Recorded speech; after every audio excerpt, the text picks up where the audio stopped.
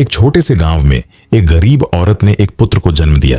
बच्चा सुंदर था, लेकिन सबसे अनोखी बात यह थी कि उसके हाथ पर एक नीले रंग का दाग था। गांव के बड़े बुजुर्गों और पंडितों ने इसे शुभ संकेत माना। जब पंडितों ने बच्चे की कुंडली देखी तो उन्होंने एक चौंकाने वाली भविष्यवाणी की।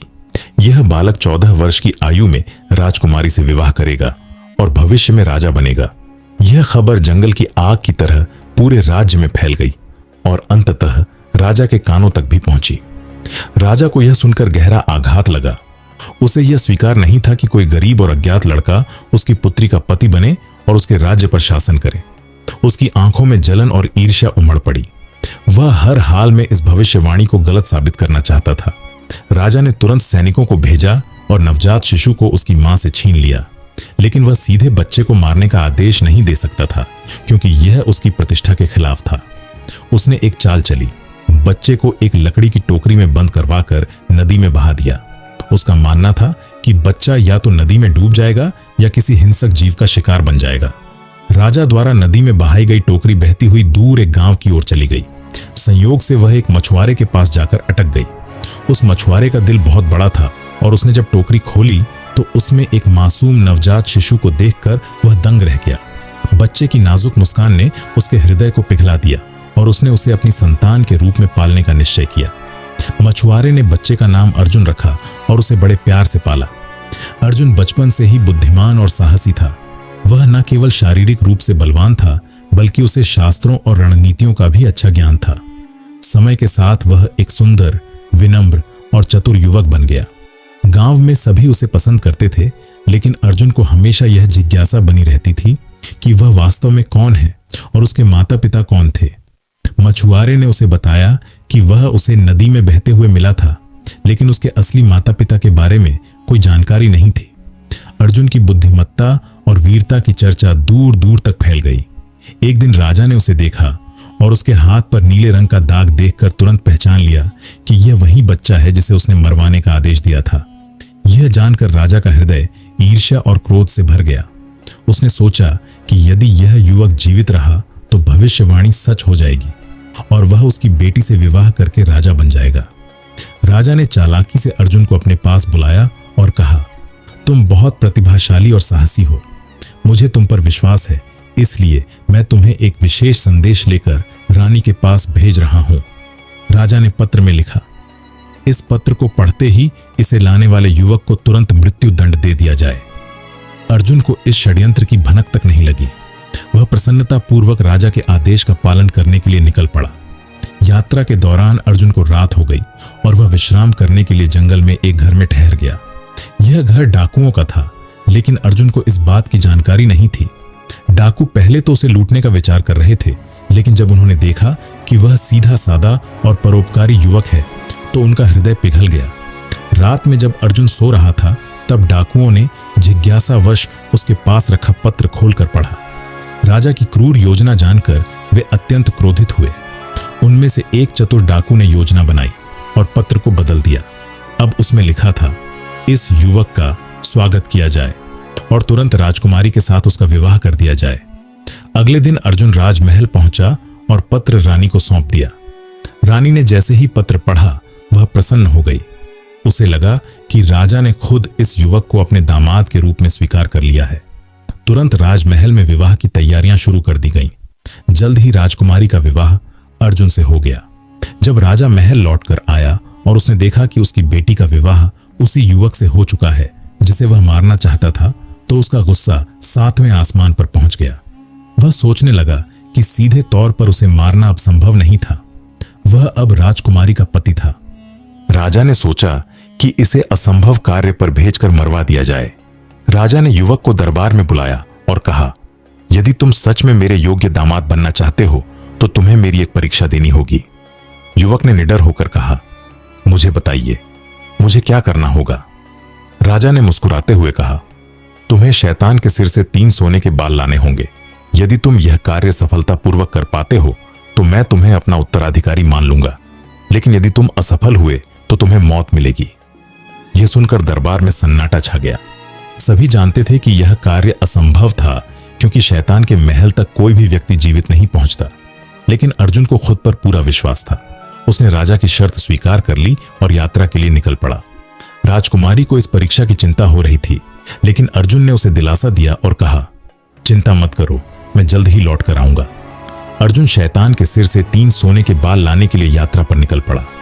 उसके पास कोई निश्चित दिशा नहीं थी, लेकिन उसके मन में विश्वास था कि वह किसी न किसी तरह अपने लक्ष्य तक पहुंच जाएगा।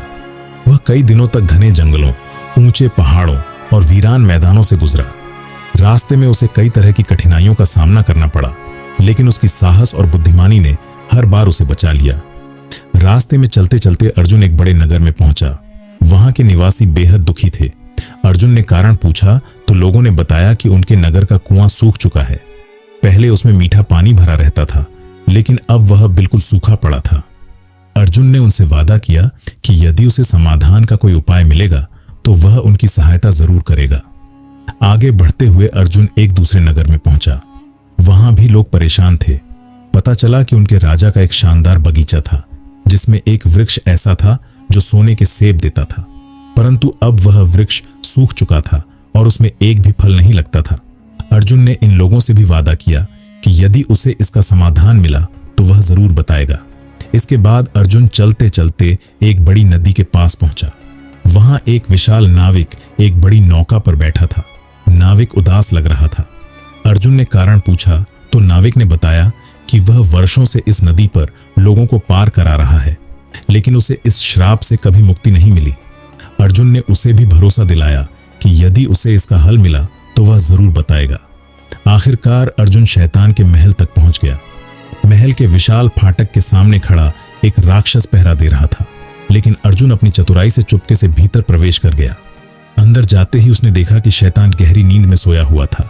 शैतान के सिर पर घने बाल थे, जिनमें से 3 बाल सुनहरे चमक रहे थे। अर्जुन को डर था कि यदि उसने शैतान को जगाया तो उसकी जान बचना असंभव हो जाएगा। उसने सोच समझकर योजना बनाई। महल में एक बूढ़ी औरत रहती थी जो शैतान की दाई थी। अर्जुन ने उससे विनम्रता पूर्वक मदद मांगी। बूढ़ी औरत को अर्जुन का साहस देखकर दया आ गई। उसने कहा, मैं तुम्हारी मदद करूंगी, लेकिन तुम्हें बहुत धैर्य और सावधानी से काम करना होगा। बूढ़ी औरत ने अर्जुन को छुपा दिया और फिर शैतान के सिर को सहलाते हुए उसे धीरे धीरे गहरी नींद में रखे रखा। फिर उसने एक एक करके उसके सिर से 3 सोने के बाल निकाल लिए। हर बाल निकालते समय शैतान कराहता और नींद में ही बड़बड़ाता था। पहले बाल को खींचते ही शैतान ने कहा, उस नगर का कुआं इसलिए सूख गया है क्योंकि उसकी जड़ों में एक विशाल सांप बैठा है। जब तक उस सांप को वहां से निकाला नहीं जाएगा, कुएं में पानी नहीं आएगा। दूसरा बाल निकालते ही शैतान ने कहा, राजा का सोने का वृक्ष इसलिए सूख गया है क्योंकि उसकी जड़ों के नीचे एक विशाल चूहा बैठा है जो उसकी जड़ों को कुतर रहा है। जब तक उस चूहे को मारा नहीं जाएगा, वृक्ष में फल नहीं आएंगे। तीसरा बाल निकालते ही शैतान ने कहा, वह नाविक तब तक इस श्राप से मुक्त नहीं हो सकता जब तक वह अपनी नाव को किसी अन्य व्यक्ति को नहीं सौंप देता। इतना कहते ही शैतान फिर से गहरी नींद में सो गया। बूढ़ी औरत ने अर्जुन को बाल सौंपे और उसे सुरक्षित महल से बाहर निकाल दिया। अर्जुन लौटते समय पहले उस नाविक के पास पहुंचा और उसे शैतान की बात बता दी। नाविक ने प्रसन्न होकर अर्जुन को नदी पार करवा दिया और वहीं रुककर अपनी नाव एक अन्य व्यक्ति को सौंप दी, जिससे वह श्राप से मुक्त हो गया। इसके बाद अर्जुन उस नगर पहुंचा जहां सोने का वृक्ष सूख गया था। वहां उसने राजा को बताया कि वृक्ष की जड़ों के नीचे एक विशाल चूहा छिपा हुआ है। राजा ने तुरंत अपने सैनिकों को बुलाया और जब उन्होंने वृक्ष की जड़ों को खोदा तो सच में वहां एक बड़ा चूहा मिला जिसे मार दिया गया। इसके बाद वृक्ष हरा भरा हो गया और उस पर फिर से सोने के सेब लगने लगे। फिर अर्जुन उस नगर पहुंचा जहां का कुआं सूखा था। अर्जुन ने वहां के लोगों को बताया कि कुएं के भीतर एक विशाल सांप छिपा हुआ है। नगरवासियों ने मिलकर उस सांप को मार दिया और देखते ही देखते कुएं में मीठा पानी फिर से भरने लगा। आखिरकार अर्जुन 3 सोने के बाल लेकर राजा के दरबार में पहुंचा। राजा ने जब देखा कि अर्जुन ने असंभव कार्य को सफलतापूर्वक पूरा कर लिया है तो उसके मन में अर्जुन के प्रति क्रोध की जगह सम्मान और गर्व पैदा हो गया। उसने अर्जुन को खुले दिल से स्वीकार कर लिया और उसे अपना उत्तराधिकारी घोषित कर दिया। कुछ समय बाद राजा का देहांत हो गया और अर्जुन राजा बना। उसकी पत्नी राजकुमारी के साथ वह राज्य पर न्याय और प्रेम पूर्वक शासन करने लगा। अर्जुन के परोपकार, साहस और बुद्धिमानी के किस्से पूरे राज्य में प्रसिद्ध हो गए और वह एक महान राजा के रूप में इतिहास में अमर हो गया। अगर आपको हमारी ये कहानी पसंद आई हो तो कृपया वीडियो को लाइक करें, हमारे चैनल टेल्स रिमाइंड को सब्सक्राइब करें और इस वीडियो को अपने दोस्तों के साथ शेयर जरूर करें। आपकी एक छोटी सी सपोर्ट हमें और भी बेहतरीन कहानियां लाने के लिए प्रेरित करती है। धन्यवाद।